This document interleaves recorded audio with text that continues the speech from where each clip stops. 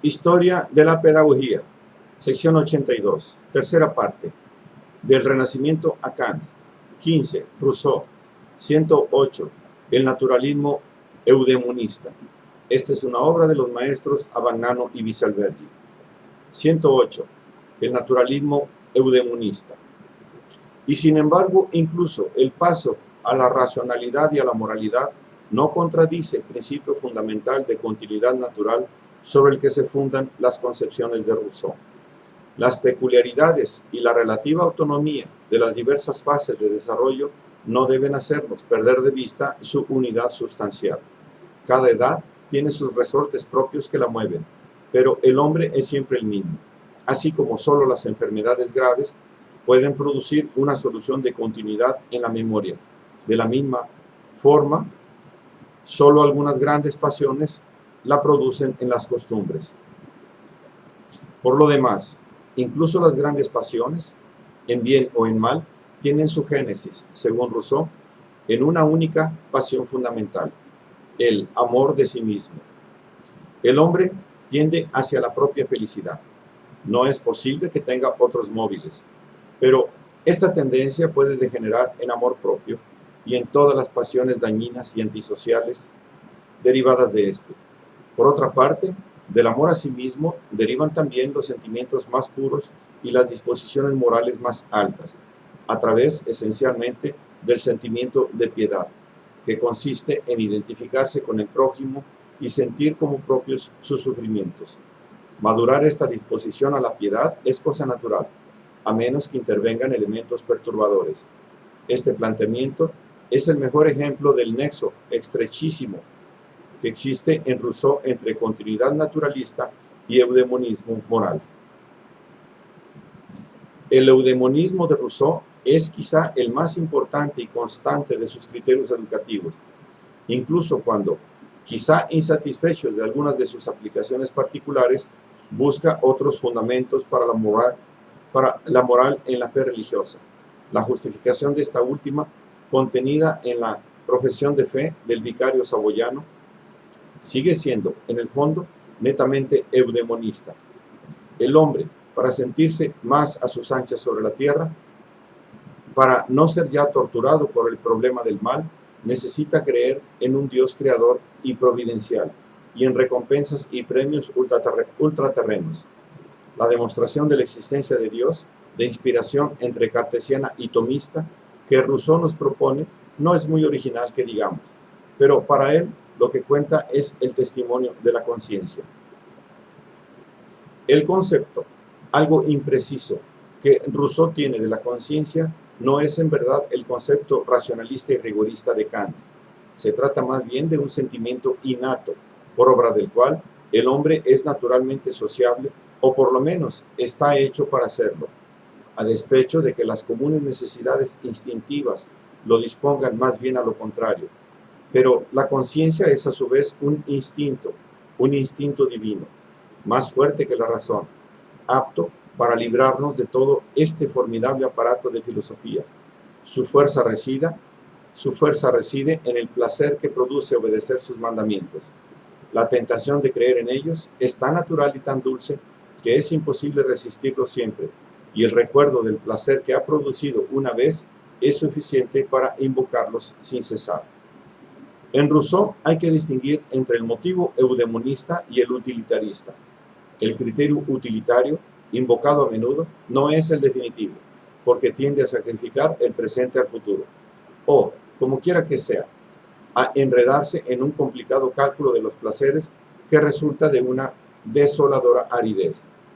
El eudemonismo persigue más bien la plenitud de la satisfacción presente, en que las perspectivas futuras no tienen otra condición que la de un ulterior enriquecimiento de los significados actualmente apreciados de la actividad de que se trate.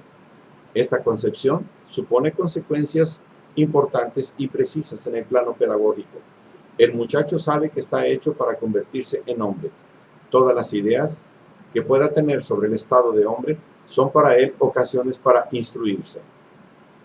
Pero, desde luego, debe absolutamente ignorar las ideas relativas a tal estado que no estén al alcance de su comprensión. Por lo tanto, Nada de tareas abstractas, nada de excesivas preocupaciones por el futuro. Mejor será poner todo el empeño posible para que el niño disfrute de su niñez, sin dejarse llevar del necio prejuicio según el cual, de esa forma, dedicaría sus primeros años a no hacer nada. ¿Cómo? ¿Es nada ser feliz? ¿Nada jugar, saltar, correr todo el día? En su vida volverá a estar tan ocupado. El mismo criterio rige todo enriquecimiento cultural. No se trata de enseñarle las ciencias, sino de hacerlo adquirir el gusto de amarlas y los métodos para aprenderlas cuando ese gusto se habrá desarrollado mejor. Por consiguiente, es necesario conocer lo mejor que se pueda los intereses actuales de cada niño y las posibilidades que hay de desarrollarlos. O sea, es necesario conocer el genio particular del niño, cultivar el arte de observar a los niños. En una palabra, se necesita, como decimos hoy día, una psicología de la edad evolutiva. Hacer hincapié en el presente y no en el futuro incierto y aún irreal, he ahí la más importante consecuencia del naturalismo eudemonista. El interés actual, de ahí el gran móvil, el único que con seguridad nos lleva lejos. Las finalidades educativas no solo son internas para cada individuo, sino que son propias de cada edad. Hay que considerar al hombre en el hombre y al niño en el niño. Rousseau arremete impetuoso contra la bárbara educación que pretende sacrificar el presente al porvenir y solo consigue que los niños puedan morir sin añorar la vida de la que no han conocido sino los tormentos. Es una falsa sabiduría que nos echa incesantemente fuera de nosotros mismos, que no considera para nada el presente y que, persiguiendo un porvenir que se nos fuga mientras avanzamos, a fuerza de transportarnos donde no somos, acaba por transportarnos donde no seremos más.